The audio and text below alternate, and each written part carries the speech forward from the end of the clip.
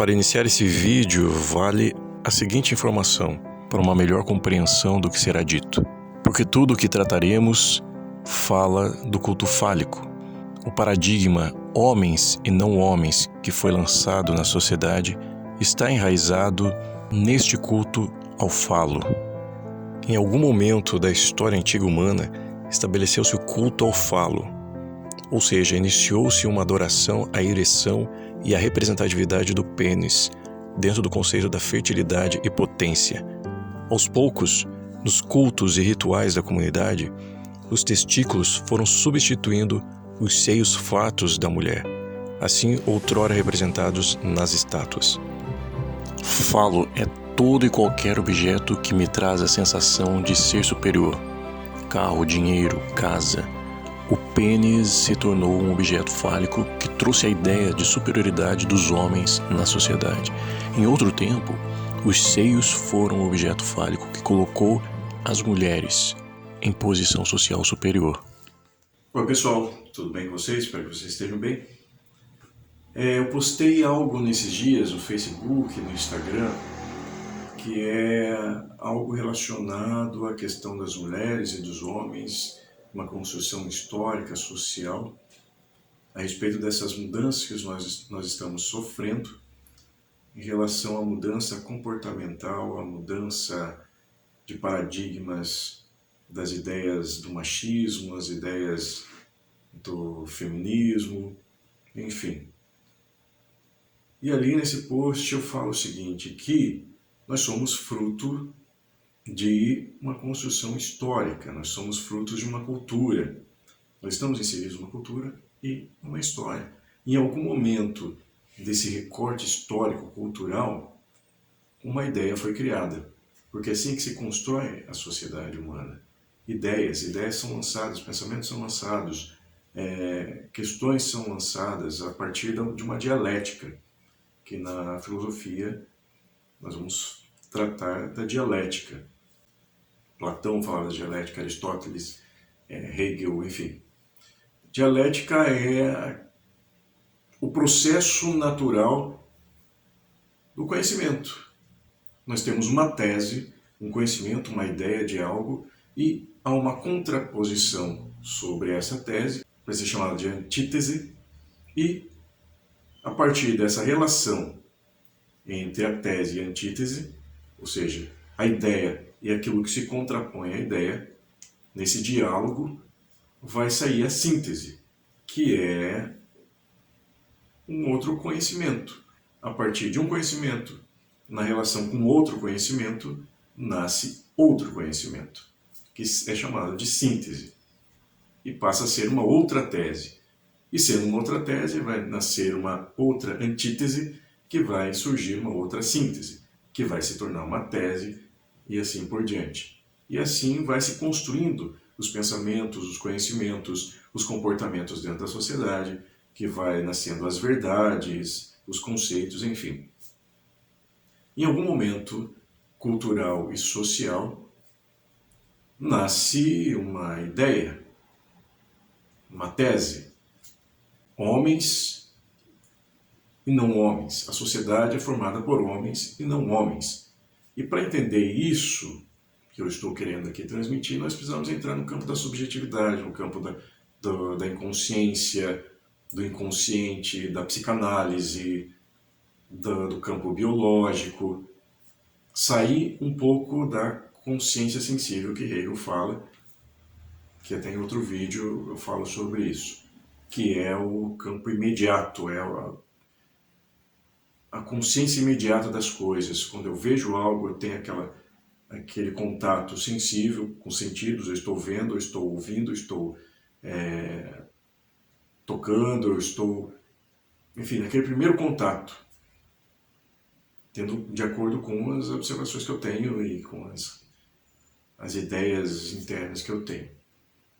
Então eu convido você a aprofundar, sair um pouco da consciência sensível, aprofundar a percepção para ampliar a consciência e automaticamente ampliar o conhecimento disso.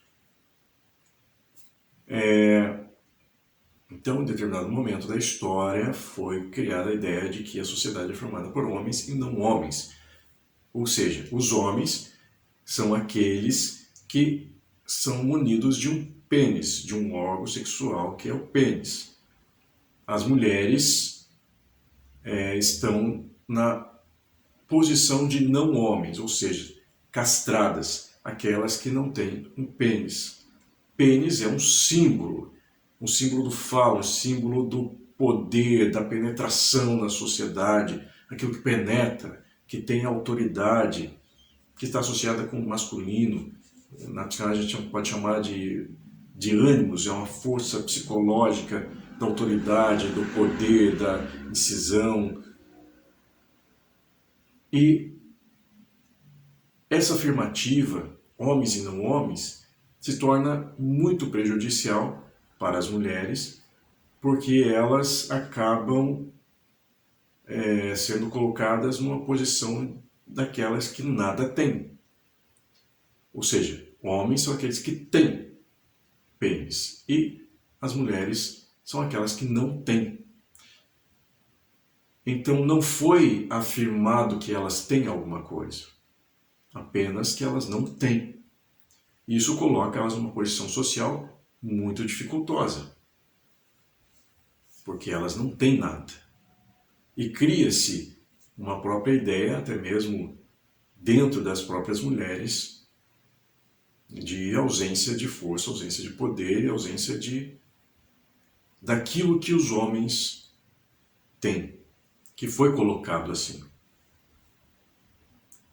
Aí gera-se um alerta, porque em determinado momento da história também surgiu-se outras ideias e as mulheres começaram a sair dessa posição daquelas que nada têm e começaram a ir em busca não exatamente do que elas têm, daquilo que lhes é próprio.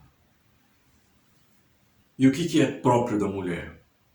Biologicamente, subjetivamente, inconscientemente, enfim, saindo da consciência sensível. O que é próprio da mulher é a vagina, é o útero, é o seio, é algo que o homem não tem. Mas a problemática está aí quando a mulher passa a buscar não exatamente o que ela tem, mas a buscar se apropriar do que o homem tem, que é o pênis, um objeto simbólico do poder, da força, da autoridade social, algo simbólico do masculino, do ser masculino. E aqui a gente abre um parênteses para entender que o ser masculino e o ser feminino são forças psicológicas que ditam comportamentos, mas que tanto o homem quanto a mulher precisam ter essas duas forças em si. Masculino da autoridade, do poder, do que leva para fora de si, e o feminino é aquilo que é o acolhedor, que está para dentro das emoções. Ambas forças precisam caminhar juntas. A mulher precisa ter essas duas forças, o homem precisa ter essas duas forças. Mas a problemática está em quando a mulher vai buscar o que é exatamente do outro. A figura, a imagem do pênis. Aqui eu não estou falando, obviamente, de algo físico. Estou falando de algo simbólico. E isso acaba gerando uma dificuldade na sociedade. Mas eu, particularmente, vejo que a mulher precisa sair da ideia que foi gerada, que a sociedade é formada por homens e não homens. E a ideia é que a mulher não busque ser o homem, mas busque o ser mulher, a compreender o ser mulher, a compreender o simbolismo de ter a vagina, de ter o útero, de ter o seio, que são símbolos também de força, força da criação, força da fertilização, força do gerar. Esse simbolismo precisa ser compreendido pela mulher, das propriedades que são dela, que fazem ela ser o que ela é, e não ser o outro, que faz a mulher ser a mulher e não ser o homem, que são as suas propriedades, as suas particularidades, as suas singularidades. E nisso está a força. Eu vejo que nisso está a força da mulher, em compreender a sua particularidade, a sua singularidade. Isso não quer dizer que ela não vai ter voz social, ela vai ter voz social. Ela vai adentrar a sociedade, os lugares da sociedade, mas com uma força que é dela. Não exatamente buscando uma força que era do homem. E isso é fantástico. Isso é fantástico. A luta não é contra o homem, não é contra a mulher, mas é onde cada um compreende a si mesmo. Enquanto em uma determinada época a mulher foi colocada numa posição que nada tinha, ela precisa buscar aquilo que ela tem. Reforço isso. Não aquilo que o homem tem.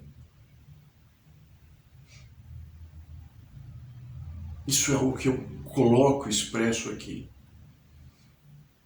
Assim como o homem precisa buscar aquilo que ele tem, as suas propriedades, enquanto homem. E reforçando mais uma vez que o homem tem que ter a sua força feminina, masculino e feminino. Masculino e feminino não é sinônimo de homem nem sinônimo de mulher. São forças psicológicas, cada uma com suas características e precisam caminhar juntas. A mulher, quando compreende aquilo que lhe é próprio, as suas características, assim como o homem compreende as suas características, juntamente com essas duas forças em si, as coisas caminham melhor. A mulher tem que ter a força do masculino, da decisão, tem, da autoridade, do poder, da busca social, aquilo que lhe é fora, sim, mas também tem que ter aquilo que é força de dentro.